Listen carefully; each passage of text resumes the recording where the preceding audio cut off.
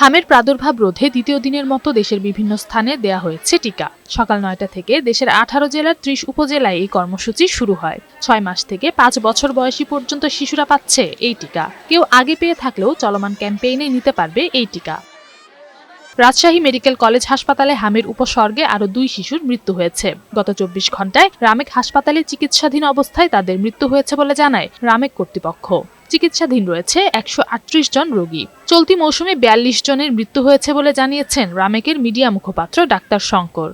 খুলনা বিভাগের হামের সংক্রমণের অন্যতম হটস্পট যশোরে জোরদারভাবে চলমান রয়েছে হাম রুবেলা টিকাদান কর্মসূচি। সকাল ৯টা থেকে শুরু হওয়া দ্বিতীয় দিনের এই কার্যক্রমে যশোর পৌরসভা ও সদর হাসপাতাল এলাকায় শিশুদের টিকা নিতে অভিভাবকদের উপচে পড়া ভিড় লক্ষ্য করা গেছে। এদিকে চাঁপাইনবাবগঞ্জে গত ২৪ ঘণ্টায় নতুন করে আরও ৩২ জন সন্দেহজনক হাম রোগী হাসপাতালে ভর্তি হয়েছেন। জেলা সূত্রে জানা গেছে, পূর্বে ভর্তি ছিলেন ৬০ জন রোগী। তার মধ্যে ২৭ জন সুস্থ হয়ে ছাড়পত্র পেয়েছেন এবং একজন রোগীকে উন্নত চিকিৎসার জন্য রেফার করা হয়েছে। জেলায় হামে আক্রান্ত হয়ে মৃতের সংখ্যা বেড়ে দাঁড়িয়েছে ৭ জনে।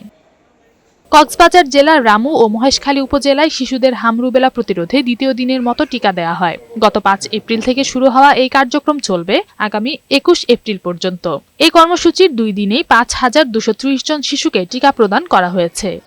সকাল থেকেই পাবনা জেলার সদর পৌরসভা, ঈশ্বরদী, আটঘরিয়া ও বেড়া উপজেলার বিভিন্ন টিকাদান কেন্দ্রগুলোতে অভিভাবকদের ভিড় লক্ষ্য করা গেছে।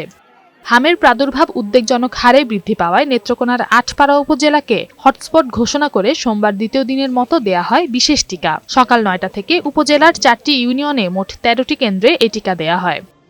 ঝালকাঠির নলসিটিতে জরুরি ভিত্তিতে দ্বিতীয় দিনের হাম রুবেলার টিকা দেয়া হয়েছে। চাঁদপুরে ২টি উপজেলা ও একটি পৌরসভায় দেয়া হয় টিকা। কার্যক্রমের প্রথম দিনে ৪৮৮টি কেন্দ্রে টিকা দেওয়া হয়েছে ৫,৩৩৫ শিশুকে। এর মধ্যে চাঁদপুর সদর উপজেলায় টিকা পেয়েছে ১,৬২৯ শিশু। নওশীন জান্নাত, বৈশাখী সংবাদ।